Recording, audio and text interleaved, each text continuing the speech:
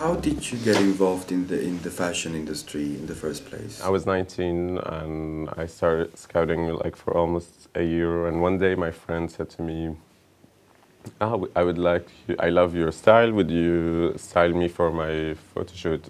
She was a model, and I started receiving phone calls from. So in a way, it was by chance that everything started, right? I put energy in that, but I didn't really. I was not aware of what I was doing And then I moved to Paris. You didn't have to work for somebody else like most young creatives do, in your case. As you said, I started from nothing. I didn't start working at another house or having a backer. In a moment of so many rising young designers, where do you place yourself, and what is that you offer that makes a difference, you think? Since I started, I always said I never want to be like the hype designer or the rising designer, and then the next day or the next season there's someone else. I think it's a game that is going in a circle that goes nowhere for me. Well, I hope like one day that there will be no more trends or no more telling people what to wear. And Are you against that? I'm not against anything. I just think it's a waste of time for people, and it's kind of not being honest. They spend their money on things that they won't even wear a season later.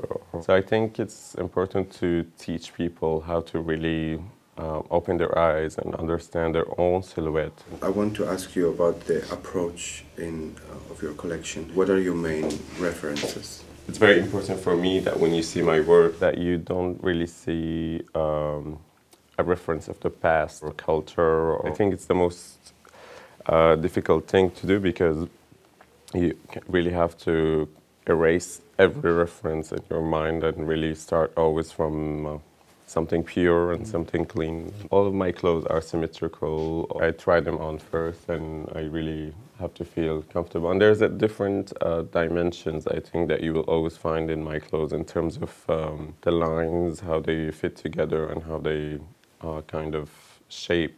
You have a very strong and personal aesthetic, and it's very refreshing to know that you're creating not only the clothes, but also the visual realm that communicates your ideas. Aren't you afraid of missing something by excluding collaborations with other creatives? One of my friends said to me once, you're a visual artist, so maybe that... You prefer that term?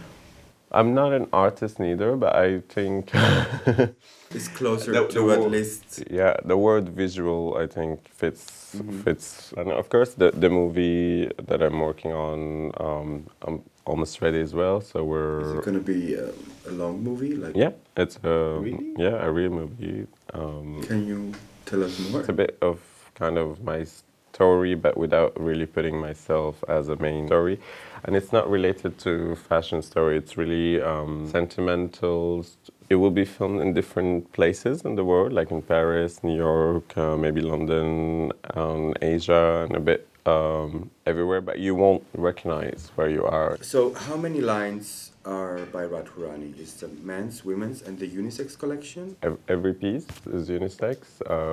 Since my first collection that I started in 2007, took me a year before I started my first collection, just to understand a human body, a female body, and a male body, and from there to really create the perfect shape that will fit both bodies.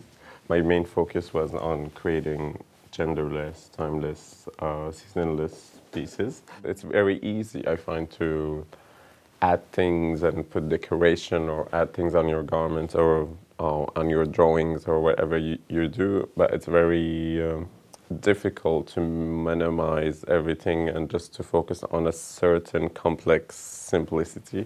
I think for me it's the most challenging thing to do. Perfect. Thank you very much. Thank you so much. Yes.